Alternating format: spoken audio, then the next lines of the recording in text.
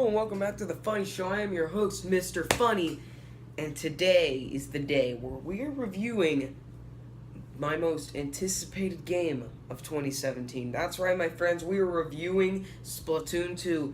This game, I have been waiting for this game for a really long time, and it's finally released, and you may be thinking, Kai, you like, it's not even a week old yet. How do you know that you can say what you want to say? I'm level 16. So, I'm level 16 as the time I'm recording this. So, I'm fine. And I've already completed the single player campaign, and I've played enough Salmon Run. I know enough. I promise you, I know enough that I can tell you that Splatoon 2 is a good game, okay? A couple weeks ago, I stated that I think Splatoon 2 could be my favorite game of all time. Do I stand by that position? Do I stand by and say that Splatoon 2 is my favorite game of all time? That is something I've been waiting to finally discuss and for like so long. It's finally here. We're going to talk about it. Today, you're going to figure out whether Splatoon 2 is my favorite game of all time, or if it gets left in the dust like LEGO Worlds. Ladies and gentlemen, we're going to figure that out today in this episode of Totally Review. First, let's get something straight. This game is better than the original, which already, it's off to a good start, because the original is at number 3 on my list, which means it's higher than that. It's at least high. It's like already it's at number 3, which is really good. That's really good.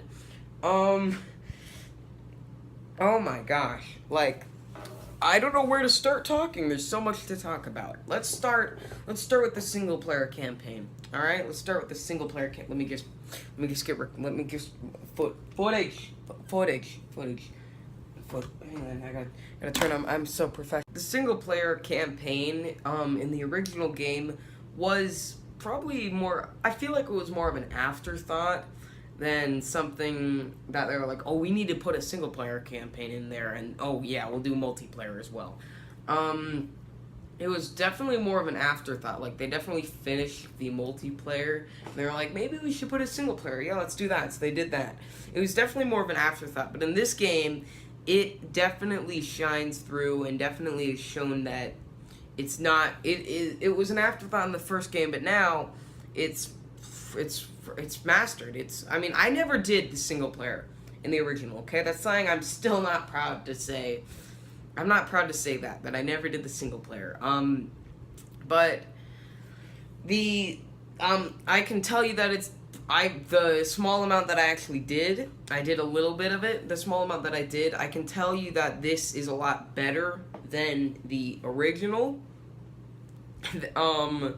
It's definitely better. The map design is a lot better.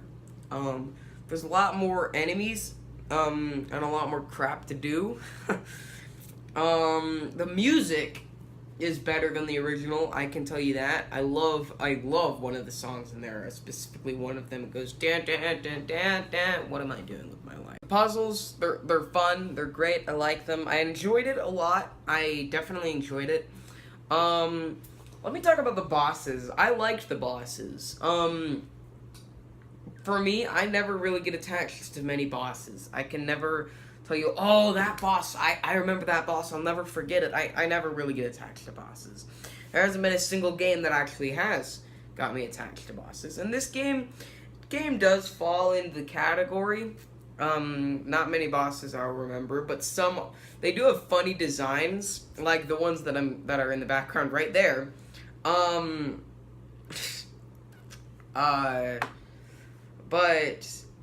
The designs, like, there's one that's literally an oven. I liked that one. The one, like, the giant fat sumo one on a unicycle with the giant roller. I liked that one too. And the final boss, especially in the original, that was something that shined through. The final boss in the single player. That was an amazing thing. I really liked it. I really liked the final boss. I'm not going to spoil anything, but I will tell you, upgrade your weapon. Upgrade the weapon that you start with. Upgrade it. Upgrade it. I only upgraded it to level 2, but that was all I needed to do. I couldn't get past the first wave stage thing without without upgrading my my original weapon. So keep that in mind. Upgrade your original weapon at least once while you're playing it, so you don't go through the struggle that I went through when when I was playing it. So that's the single player. It was fun. I liked some of the bosses, especially the oven. That was so funny. um, and the single player is definitely good. It's definitely good, but it really doesn't shine through. And what does shine through in this game? And that's the multiplayer. Let's talk about the multiplayer. Multiplayer in Splatoon really was this standout of the Wii U entirely. The multiplayer specifically in Splatoon 1 was probably one of the best things that was on the Wii U. Splatoon 2 was probably if not the biggest saving grace for the Wii U, even though it didn't succeed in the end. I don't know what I'm talking about, but basically the Splatoon was one of those games that made the Wii U worth buying. And it was so much fun. They didn't change. They changed the ranked modes, but they didn't change Turf War in any way. I think Turf War really is the same. It's the same thing. I mean, besides the maps they made all maps except for two exceptions are all new. All of them are new. And the ones that aren't new have been changed for the better. And personally, those two maps were some of my favorites. I will miss some older maps, specifically Mahi Mahi Resort and Salt Spray Rig. I love those maps a lot. I will miss those old maps. And the multiplayer in Turf War, still great, still the same. It's addictive. It's fun. It's a great way to show off the stuff and crap like that. It is good. It's not the place I would suggest for you to start playing Splatoon on. I would suggest for you to start playing Splatoon right in the single player campaign, because that actually shows you a lot of weapons. It shows you every weapon class, and in most levels it forces you to actually play certain weapons, which is interesting. Because it made me try things that I wouldn't try out, really. But there are maps that will allow you to try and will let you do whatever you want. Whatever maps you want, weapons you want. Which is nice. It's nice. I pretty much just stuck with the Splat Dualies if I was given a choice, because I love the Splat Dualies. More on those later, though. Turf War is not the place to start off at, but that was the place I started off at. I ended up fine. I ended up fine. Now let me talk about ranked mode. This was something I was really excited to talk about. They changed rank so much from the original. Whether that be the game modes or how it works, it's a lot more different. It's very different. Very, very, in my opinion, a lot better. Let's talk about the modes first. Basically, they changed modes. Some major, some not so major. Splat zones, they didn't change pretty much at all. They just made that little meter where you can see how much of the area you've covered and how much the enemy team has covered, and if you need to cover more and start covering more. Tower control was given checkpoints, where basically, I don't know why they're called checkpoints. They really aren't checkpoints. They're just things where you have to stop at, and it gives the enemy team a chance to take them out, because the tower won't move. But once they finally pass that checkpoint, it won't.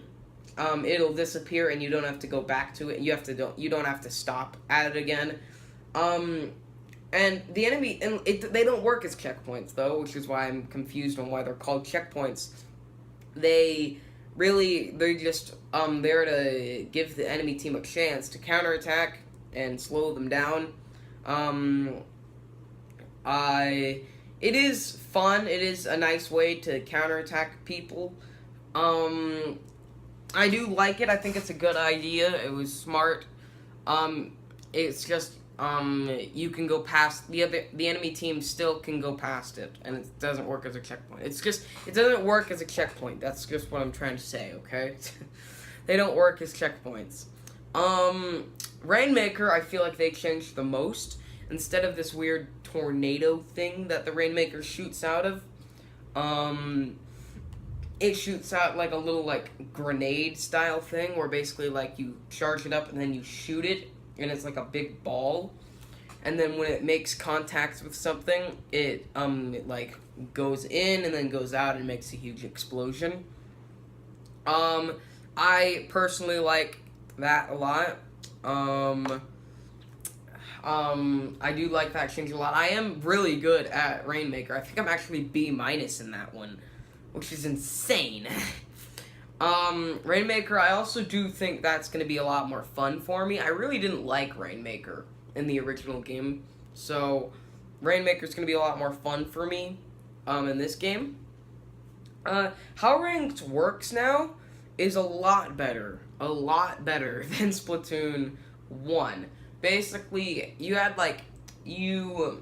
this meter in Splatoon 1, and if you won a match, your meter would go up like 10 points. And once you gathered 100 points, then you would rank up to like C or C plus or whatever it was. You'd rank up to that. But if you lost, you'd also lose 10. Now that may not seem like a big much, but it is a lot when you're actually playing the game and you're losing so much. You're losing so many times. And sometimes it's not 10. It's sometimes you get lucky and you lose like 8, or sometimes I've lost 0. But that also works the same way. You can lose like 15. You can also gain 15. I've gained like 1 point this one time. I gained 1 point this one time. I was so mad about that. And it's really too jarring to look at when you lose that many points. They looked at that in Splatoon 1. They looked at Splatoon 1's ranked mode and they changed a lot. Now it works as you don't have these numbers, you just go up a certain amount depending on how well you did in a round. And if you lose a round, nothing happens. Well, something does happen, but it doesn't look like anything happened. Basically, your jar thing gets damaged. It gets damaged, and you'll start to see cracks come around the jar. And once that jar gets enough cracks, it'll then go down a certain amount. Like, if you lose a certain amount of times, if you lose a certain amount of times and get a certain amount of cracks, then the jar will crack. You'll lose not your entire, meter, but some of your meter. You'll lose some of your meter. And in some of the jar things, I don't know why, but your meter, sometimes there's things where, you can pass, and if you get a certain amount of cracks, then it'll only go down. It can't pass this certain line. Yeah, I really do like it. I hope that explains. If you play Splatoon and you play it enough, you'll realize, oh, that's much better. I understand it now. I hope I explained it well enough. Also, instead of having 1 meter for all 3 game modes, you have a separate meter for each game mode, which means I'm B- in ranked mode, in Rainmaker, but I think I'm a C in, tower control. So, it's different. It's very different. And I think that's a lot better. And it also, basically, there's this thing that you can look at where, you can see all of your rankings in one place. It also kind of looks like, I just want to say this, it kind of looks like there's going to be room for a 4th new mode, which I would be fine with. I'd be totally fine with the new mode. And yeah, I love the way ranked is now. I love it. I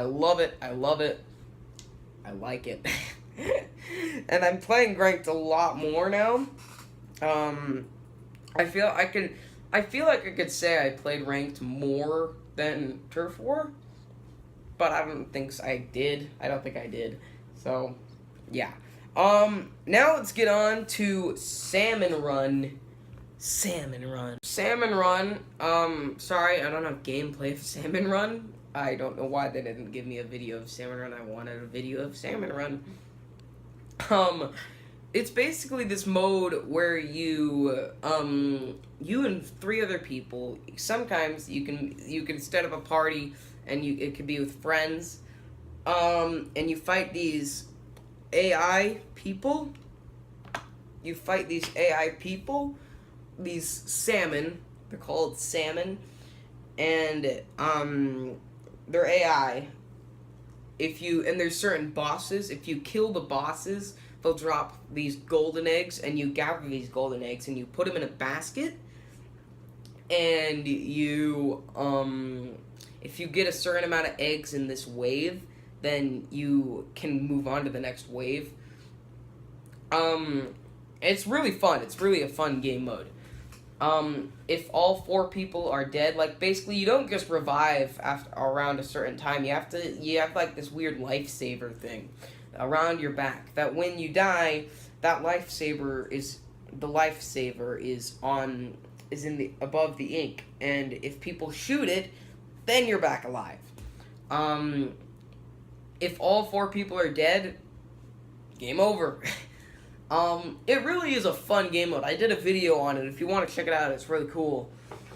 Not with friends though. I don't have any friends who actually have Splatoon 2, and ones that do, I haven't voice chatted with them yet. I do encourage you to play Salmon Run. I also like that it doesn't beat multiplayer modes. It definitely doesn't. Which is why I like it how they made it limited. Basically, you can only play at certain times, which is interesting because then you're gonna want to play more times. And if you do well in a certain amount of rounds, it'll give you rewards. So it gives you a lot of rewards, which means you want to play more for the rewards, but it's limited. I do enjoy Salmon Run, and I will try to play as much as possible. It's not like Splatfest where it's really limited, and it does show you when the next dates are and what times are, which is really nice. So that's really good. I think that's really it, actually. I really did enjoy the single player. I enjoyed the multiplayer. I enjoy Salmon Run. I enjoy it all. I enjoy the case. I enjoy the box art. I mean, look at this art inside. Look at this. It's freaking modern art. I'm gonna keep that. I'm planning to do more Splatoon 2 videos in the future. I really want to. It's gonna be fun. I am gonna miss you, Splatoon 1. Before we get on to the rankings and stuff, I just want to say, Splatoon 1, it was good times. You do not know how many people I saw. I was playing Splatoon 1 the day before Splatoon 2 came out, and you do not know how many people were talking about, I'm gonna miss you, Splatoon 1.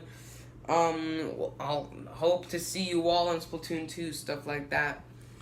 And, I almost cried. It was really sad, because I love Splatoon. Oh my gosh, it was so sad. It was so sad. To see all these people saying goodbye to it. And even though I never finished and this is my little goodbye to it too. Never finished a single player, which I'm still regretting to this day. Maybe I'll finish it one day. I already enjoy Splatoon 2. And even though I'm about to talk about it, and I do say that it's better than Splatoon 1, I will miss it. I will miss you, Splatoon 1. I will hopefully go back to you one day and play you one day again. For now, we're stuck with Splatoon 2. No. I will miss you. You'll always be in my heart. You'll always be on that ranking board. I don't think many people can beat you down, except your little brother, Splatoon 2. I'll miss you, Splatoon 1. Let's get to the rankings board. I'm gonna tear up. That's right, my friends. Splatoon 2 is now my favorite game of all time. You do not know how hard that was for me to say. I mean, yes, I do like Sun and Moon. Splatoon 2 is great. It is amazing. I do think it's better than Pokemon Sun and Moon. I do still love Pokemon Sun and Moon, but it's still hard to say because I've been so used to seeing Pokemon Sun and Moon be number 1. Now it's number 2. Whoo! That was hard. That was really hard. Oh man. Anyway, guys, that's gonna be this episode here. If you guys all enjoyed, please like, comment, subscribe. Also, my friend code is in the description. So if you guys want to play Splatoon 2 with me, you can. So check that out if you want to play some Splatoon 2.